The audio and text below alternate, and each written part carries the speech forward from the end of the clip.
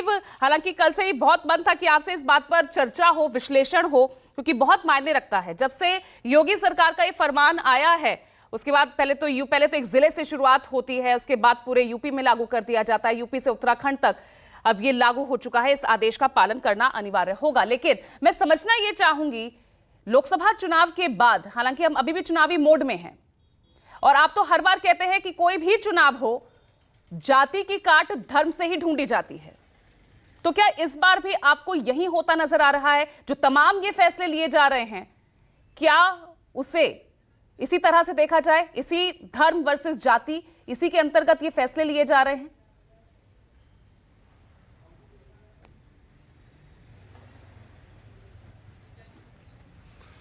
देखिए पूजा, लोकतंत्र जब शासन का रूप आया तो उसमें हुआ जनता अपने प्रतिनिधि चुनेगी, वो सरकार चुनेगी, वो जनता के लिए फैसले करेगी। लेकिन अब ताकत जिसके पास है वो जो चाहे वो फैसला करे, सत्ता जो चाहे वो फैसला करे। आप किसी बस्ती पे बुलडोजर चलवा दे, 40 साल से जो लोगों के मकान है वो जमींदोज हो जाए, किसी की डिजिटल अटेंडेंस किसी वर्ग विशेष या किसी कर्मचारी विशेष के लोगों के लिए डिजिटल अटेंडेंस हो जाए। अब सबके एक रूट खास पर सबके नेम प्लेट खाने पीने के और ठेलों पर नाम लगाने के फैसले कर दिए जाएं। और इस तरह का फैसला कोई धार्मिक संगठन मांग करता, हालांकि मांग एक बाबा ने की थी एक आश्रम के, वो मांग करता तो ठीक है। इस तरह के फैसले सरकार की तरफ से आते हैं तो उस पर सवाल उठना लाजमी है। सवाल हमारा नहीं, सवाल भारतीय जनता पार्टी के 3 सहयोगी दलों ने मुखर रूप से अपना विरोध दर्ज कराया भी है, जिसमें आरएलडी, एलजेपी और जेडीयू है, और आपने देखा ही उनके बयान भी। तो सवाल तो उठेंगे इस फैसले पर निश्चित तौर पर। इस फैसले के पक्ष में सरकार या उनके समर्थन में लोग तर्क भी देंगे, इस फैसले के विरोध में भी बहुत सारी बातें कही जाएंगी। लेकिन मैं कुछ तथ्य रखना चाहता हूँ। सबसे पहले तो ये कि क्या पूरे देश में उत्तर प्रदेश ही है जहाँ पर कांवड़ की यात्रा होती है और जहाँ पर ये फैसला लिया गया और नेम प्लेट लगाने की बात कही गई? नहीं, वो सारे कांवड़ यात्री जो उत्तर प्रदेश में मुजफ्फरनगर और मेरठ और ये गाज़ियाबाद के रास्ते से जाते हैं, वो हरियाणा और दिल्ली से भी बड़ी संख्या में जाते हैं। क्या हरियाणा की सरकार ने ऐसा कोई फैसला किया? क्या दिल्ली की सरकार ने ऐसा कोई फैसला किया? इसी तरह झारखंड में सबसे बड़ी कांवड़ यात्रा आती है, तो वो बिहार से बड़े पैमाने पर, उत्तर प्रदेश से भी, पूर्वांचल के उत्तर प्रदेश से बहुत सारे लोग पैदल चल के वहाँ जाते हैं बैजनाथ धाम। तो क्या बिहार की सरकार ने ऐसा कोई फैसला किया? या भारतीय जनता पार्टी जो बिहार में सरकार में शामिल है, नीतीश कुमार से ये आदेश आज या कल में लागू करवाएगी? क्या झारखंड की शिबू हेमंत सोरेन सरकार ने ऐसा कोई फैसला किया है?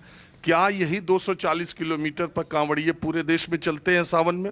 पहली बात तो ये है। दूसरी बात ये है कि क्या ये पहली बार कोई कांवड़ यात्रा हो रही है? सैकड़ों हजारों सालों से, न जाने कितने सालों से हो रही है, और इस रास्ते से ये कांवड़ यात्रा गुजरी है, तो फिर इसी साल ये फैसला क्यों किया गया? और तीसरी बात ये कि इस देश के मुसलमानों का किसी और धंधे पर हो चाहे ना हो, 90% या कहिए 95% कब्जा फल की दुकानों का और फलों पर है। फल के व्यापार पर पूरा मुसलमानों का कब्जा है। ड्राई फ्रूट्स मुझे लगता आधे से ज़्यादा पर कब्जा है, क्योंकि ऐसी जगह जहाँ जहाँ वो होते हैं। तो क्या इस देश का हिंदू जो बहुसंख्यक वर्ग है वो मुसलमानों के फल खाना छोड़ देगा? उनके नाम किसको नहीं पता है, और उनकी नेम प्लेट लगाने से क्या वो फल बेचना छोड़ देंगे?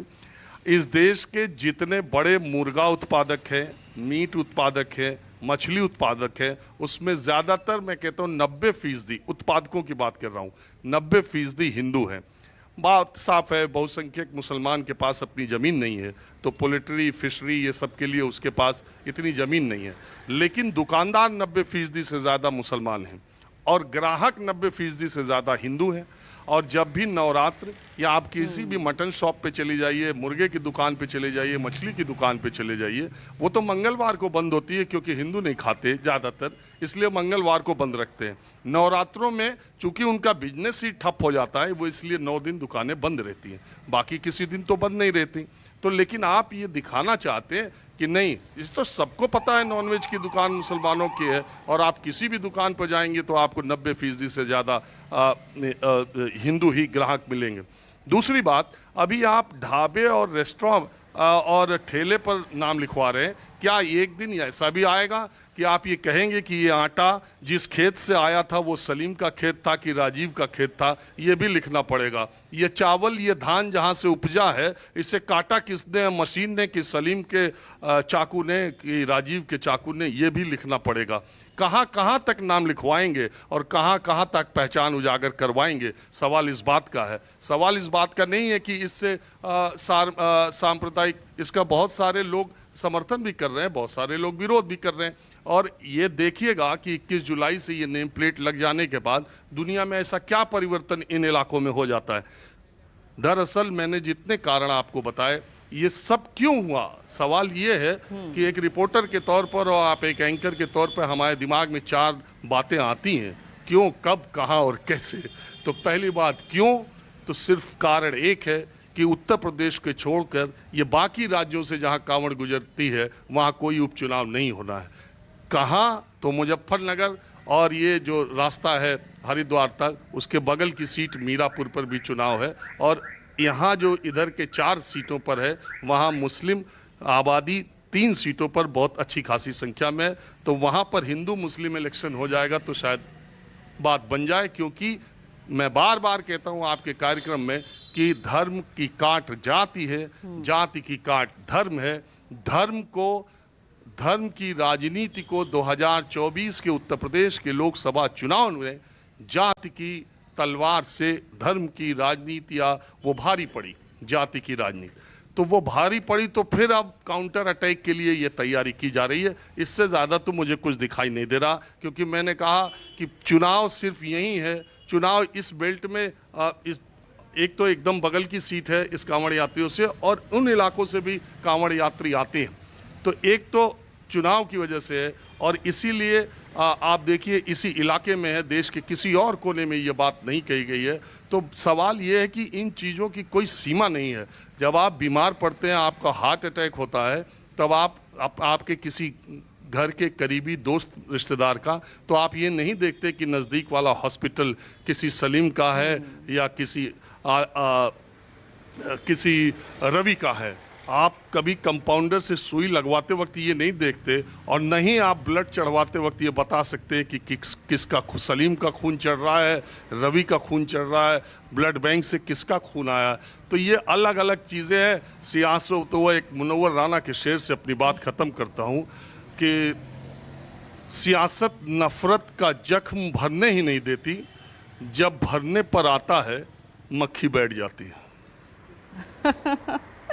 ठीक है राजीव, आपकी ये 2 लाइनें ना बहुत कुछ कह दे रही हैं, और एसएन सिंह साहब भी मुस्कुरा रहे हैं आपकी इन अंतिम पंक्तियों पर। चलिए मैं इस पर सवाल एसएन सिंह साहब से लूंगी, लेकिन उससे